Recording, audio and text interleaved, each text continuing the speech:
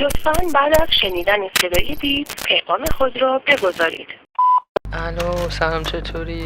امیدوار بودم در دسترس باشیم ولی خوبه که میتونم بازم برات پیغام بزنم.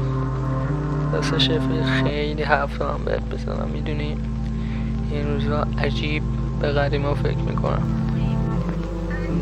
به خاطرات و خنده های از ته دلم، به روزایی که نمیدونم واقعا بیشتر تلخ بودن یا شیرین، به همه چیز نمیدونم قبل‌ترها خوشحال‌تر بودم یا الان.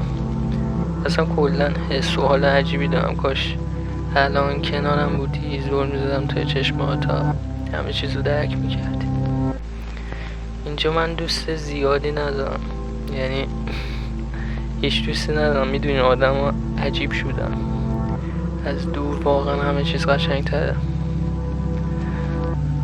فقط خواستم بهت بگم امروز 3 سال میشه، 3 ساله که رها کردم هر اون چیزی که باش بزرگ شده بودم و میتونستم باش ارتباط برقرار کنم.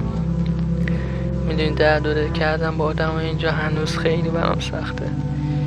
زبون احساسی من واقعا اونقدر خوب نیست که مثلا به کسی بگم رفیق بیا اینجا بشین، هوای دلم ابری شده، نمیدونم مسیر درست کدومه، و بعدش با هم نفس عمیق بکشیم و بگیم این دوران تموم میشه. پسر میدونی من امروز 1 سال بزرگتر میشم، 1 سال از جوون بودنم یعنی کمتر میشه. راستش اصلا ترس از سفید شدن موهام ندارم، ولی دوست دارم وقتی اون موقع میرسه جایی باشم که بهش افتخار کنم. یعنی وقتی پشت سرمو نگاه کنم بگم دمت گرم پسر، چه روزایی رو پشت سر گذاشتی. میخوام بدونی حرف زدن با تو واقعا آرومم میکنه. واقعا امیدوارم امسال توی مسیر درست قرار بگیرم. خوبی رفتنم این بود که حداقل تولدم دیگه وسط اسباب کشی نیست. بیا چشمامونو ببندیم و آرزو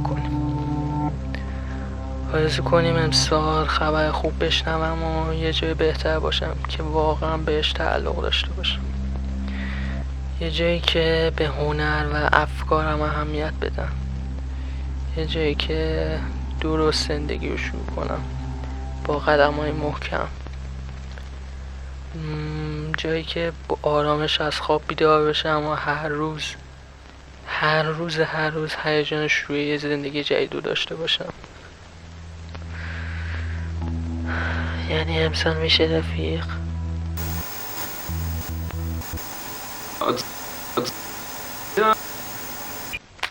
آدمو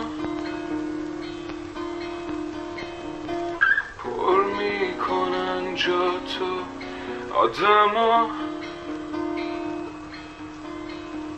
از یاد میبرن ناسون، آدمو تو رو گم میکنن یک روز. تو بخند حتی اگه سر